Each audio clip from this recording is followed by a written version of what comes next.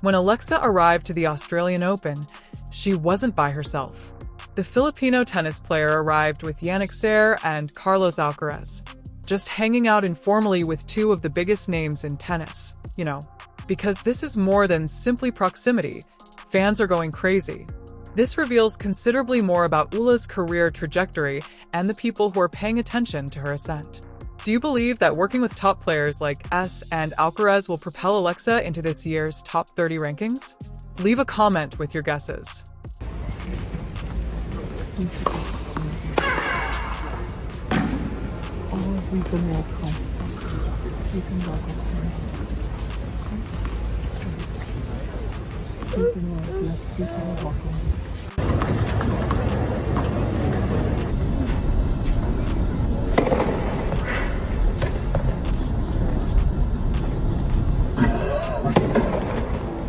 Let's be clear about one thing.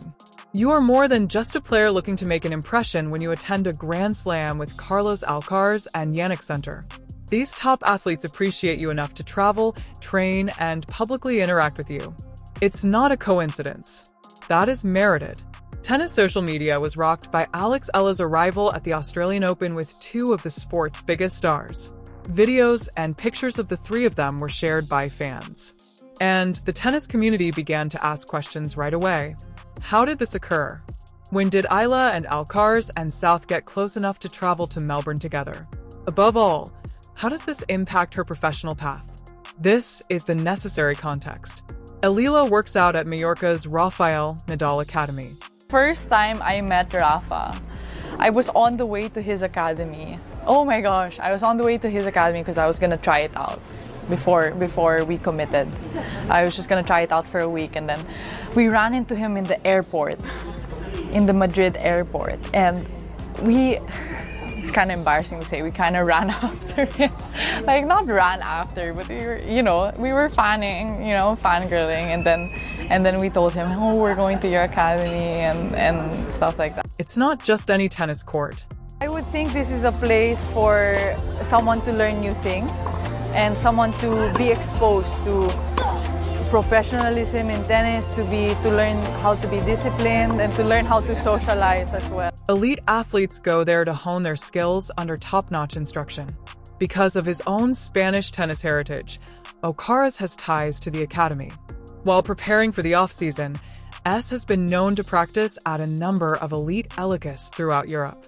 The tennis world is taking Eala's potential very seriously, as seen by the fact that she trains with these superstars. If coaches and players don't think you belong there, you won't be asked to such practice sessions. Alcaraz, a multiple Grand Slam champion and former world #1, won't let you hit him unless he believes you can push him during practice. The timing of Isa's presence at the Australian Open with Alcaraz and S is ideal, so let's discuss where she is in her career right now. After making it to the semi-finals of the ASB Classic in Auckland, she recently entered the top 50 of the WTA rankings for the first time in her career.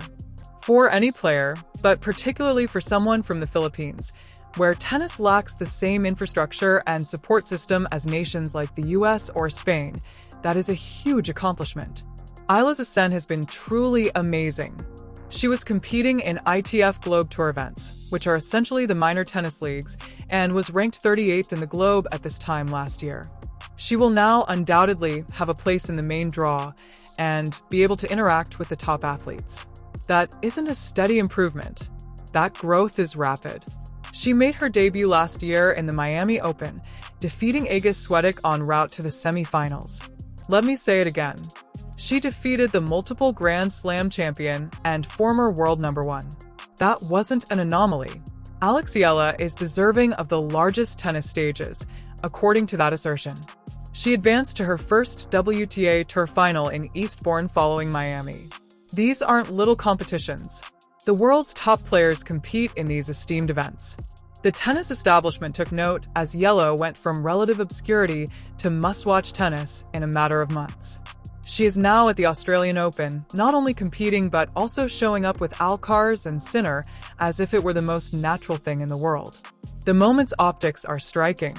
When tennis fans see that, they know right away that Eala is more than just a young, talented player. She is regarded as one of the tennis legends of the future. Let's discuss what working with players like S and Alcaraz genuinely entails for Eala's growth. You are compelled to improve every facet of your game when you train alongside top competitors. Weaknesses cannot be tolerated because they will be brutally exploited. You need to improve your footwork. You need to choose your shots more wisely. You must have more mental toughness. Alcaraz is renowned for his aggressive baseline game and extraordinary athleticism. By hitting with him, Eala is getting a taste of the speed and strength she will encounter when playing the world's top players. S presents an alternative difficulty. He is one of the hardest players to break down because of his consistency and ability to change pace. Eala is more prepared for the tough physical battles she will need to win in order to go up the rankings by practicing against that style. Beyond the technical benefits, there's a psychological advantage to training with champion. You begin to accept that level of expectation when you're on the practice court with players who have achieved world #1 status and won Grand Slams. You no longer view the pinnacle of the sport as some far-off, unattainable objective. Since you are physically across the internet from those who have accomplished it, you perceive it as something attainable. Eala has a genuine opportunity to make a statement thanks to her Australian Open draw. She is defending nearly no ranking points after she was eliminated in the first round of qualification last year. Her rating will rise dramatically with each victory she has in Melbourne. Given her present form, it is quite probable that she will win a few rounds. She might place in the top 40 or perhaps higher. This is when the exciting part begins. For the upcoming months, Eala's ranking trajectory is ideal for a significant increase. She's only defending 390 points through March, which includes her incredible run at Miami last year. However, she will be participating in far larger events this year, which means she will have more chances to accrue points and make up for those who fall short. By the time Roland Garros comes around in June, she might be in the top 32 if she keeps up anything like her present performance. She would be a sitting player at a Grand Slam as a result. That would be a really absurd increase for someone who was participating in ITF events only a year ago. Eala's triumph has the Philippines completely enthralled, and with good reason. Eala is challenging the perception that tennis isn't as popular there as boxing or basketball. Filipino supporters will go to Melbourne to show their support for her, just as they did in Auckland. Donna Vac, an opponent, even remarked on how amazing the support was, stating, "There's so many of you guys." There is pressure from such an ardent fan following, but Eala appears to manage it pretty well. She has discussed how her family helps her stay grounded, how they laid the groundwork for her profession, and how the Philippines' family-oriented culture influences her strategy for success. She isn't making demands or getting a big head out here. She's working hard, putting her head down and letting the results do the talking. Eala made a statement that should worry her opponents going forward after defeating Vakic in the Kyong Classic, a prestigious warm-up event in Melbourne. "I would want to state that this is my best performance to yet. I feel like I'm in a good place right now." That isn't conceit. That confidence is the result of preparation and recent achievement. Within a week, she defeated Vakic twice. First in a long three-setter at the ASB Classic, then in a straight set in Kyong. The difference between those two matches demonstrates how fast I'm learning and adjusting. That's what distinguishes a top contender. The capacity to adapt and improve. Let's deal with the big issue. Some will argue that it's just excellent publicity to appear without an Aller and Sinner. That it has no real significance for her tennis. Those folks are mistaken. At this level, Permal athletes don't waste time on publicity gimmicks. If Alcaraz and S are hanging out with Eala, it's because they think it's beneficial to practice with her. They think she can assist them get ready for their own bouts because they respect her game so much. At the elite level, the tennis world is minuscule. Everybody is acquainted with everyone. Reputations spread swiftly. The best players won't want to train with you if you're not talented enough or don't have the proper mindset. The fact that I've blended in with those groups says a lot about how her classmates see her. This has a practical component as well. Partners in training are important. Players require excellent practice sessions to stay sharp in between games during Grand Slams. Eala is valuable to players like Alcaraz and S because she is a player who is in excellent form, can imitate several techniques, and won't take it easy on you. Everyone in this connection gains from it. Alcaraz and S are given a motivated, gifted practice partner who challenges them. Eala gains priceless experience hitting alongside the world's top players and picks up tips from how they prepare for the Grand Slam. It's a win-win situation that only occurs when everyone contributes. Eala has a ton of possibilities on her schedule going forward. She will participate in events in the Middle East following the Australian Open before traveling to the southwest of North America. Her rating will soar if she can consistently place in the quarterfinals and semifinals, even if she doesn't win events. Some people are drawing comparisons to Emma Rida's quick ascent, although it isn't entirely true. Riku Konu won the US Open as a qualifier, and then struggled with injuries and expectations.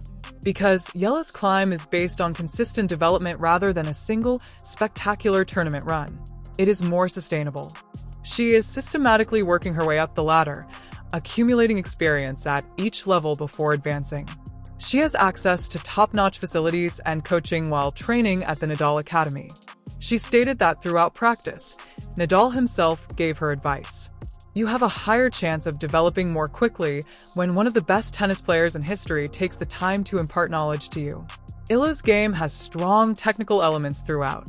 There isn't a single glaring flaw in her that opponents may take advantage of. Her serve is getting better. Her ground strokes are strong and reliable. She moves really well.